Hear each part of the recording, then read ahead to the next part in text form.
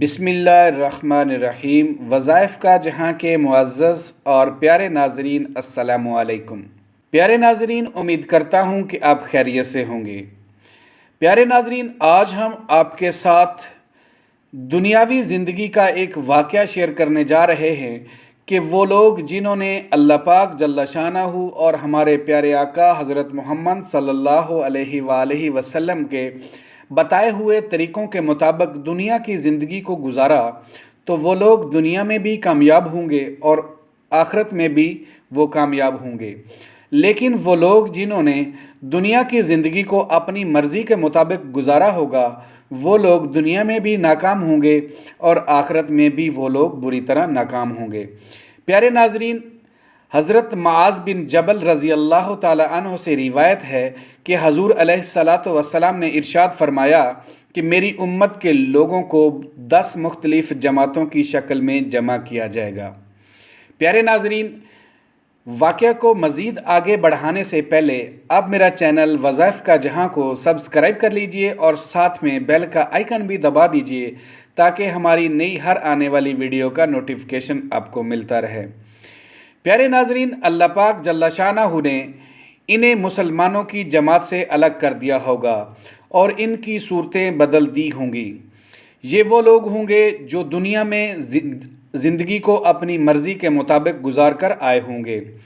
ان میں سے یہ وہ لوگ ہوں گے، نمبر 1، ان میں سے بعض لوگ بندروں کی شکل پر ہوں گے۔ یہ وہ لوگ ہوں گے جو دنیا میں چغل خوری کیا کرتے تھے۔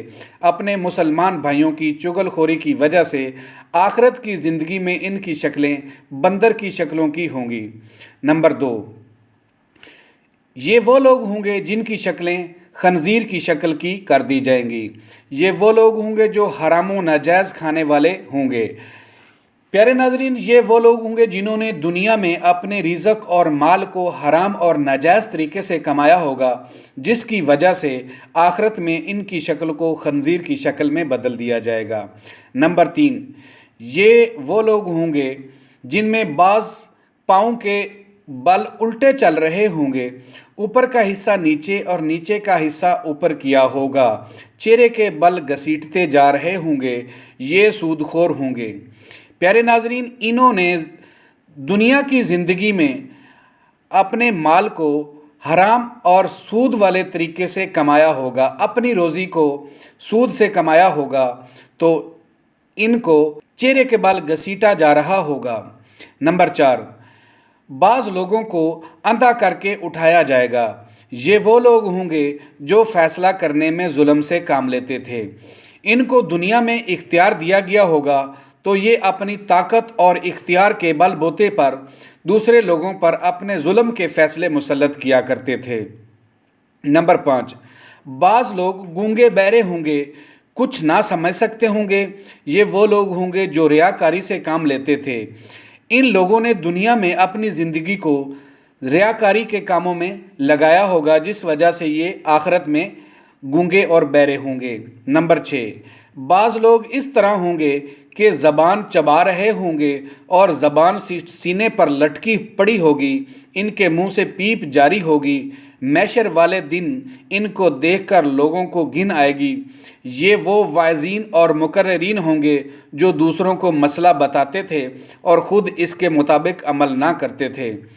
یہ وہ واعظین اور مقررین ہوں گے جنہوں نے دنیا میں اپنی زندگی لوگوں کو سمجھانے بجھانے میں لگا دی، لوگوں کو مسئلے بتاتے تھے، لوگوں کو خوب سمجھاتے تھے، مگر انہوں نے خود اپنی زندگی ان مسئلوں کے مطابق نہ گزاری۔ اللہ پاک جل شانہ اور پیارے آقا حضرت محمد صلی اللہ علیہ وآلہ وسلم کے بتائے ہوئے طریقوں کے مطابق انہوں نے اپنی زندگی نہ گزاری ہوگی۔ نمبر 7، بعض لوگوں کو اس طرح اکٹھا کیا جائے گا کہ ان کے ہاتھ پاؤں کٹے ہوئے ہوں گے۔ یہ وہ لوگ ہوں گے جو اپنے پڑوسیوں کو نقصان پہنچایا کرتے تھے۔ پیارے ناظرین، کتنا خطرناک اور برا عمل ہے کہ ہم دنیا میں رہتے ہوئے اپنے پڑوسیوں کو مختلف طریقوں سے تنگ کرتے ہیں اور ایذا پہنچاتے ہیں۔ تو سن لیجئے کہ آخرت میں ایسے لوگوں کا کیا حشر ہوگا کہ ان کے ہاتھ پاؤں کٹے ہوں گے کیونکہ انہوں نے دنیا میں اپنے پڑوسیوں کو ستایا ہوگا۔ نمبر 8، اور بعض لوگوں کو دوزخ کی آگ سے بنے ہوئے کھجور کے درختوں پر سولی چڑھایا ہوا اٹھایا جائے گا۔ یہ ظالم حکمرانوں کے پاس لوگوں کی باتیں پہنچانے والے ہوں گے۔ پیارے ناظرین، دنیا میں تو ہم اس طرح کر لیتے ہیں کہ کسی کی بات سنی تو جو وقت کا حاکم ہے اس کے پاس لے جا کر بتا دیا اور اس کو سزا دلوا دی۔ تو اس طرح دنیا میں تو ہم کر کے اپنی زندگی کو برباد کر لیتے ہیں، لیکن آخرت میں ان کا کیا انجام ہوگا کہ ان کو سولی پر لٹکایا ہوا چڑھایا جائے گا۔ نمبر 9، اور بعض کو اس طرح اکٹھا کیا جائے گا کہ ان سے مردار سے زیادہ گندی بدبو آ رہی ہوگی۔ یہ وہ لوگ ہوں گے جو شہوت میں لگے رہتے تھے اور مال پر اللہ تعالیٰ کے حق کو ادا نہیں کرتے تھے۔ نمبر 10، بعض اس طرح اکٹھے کیے جائیں گے کہ وہ تارکول کی چادر اوڑھے ہوں گے۔ یہ تکبر و فخر و مباحات میں لگنے والے ہوں گے، جو دنیا کی زندگی میں اپنے آپ کو سمجھتے تھے کہ ہم سے بڑا کوئی نہیں ہے، ہمیں کوئی موت نہیں آئے گی، ہم اپنی مرضی سے دنیا میں زندگی گزاریں گے، کوئی ہمیں نہیں روک سکتا۔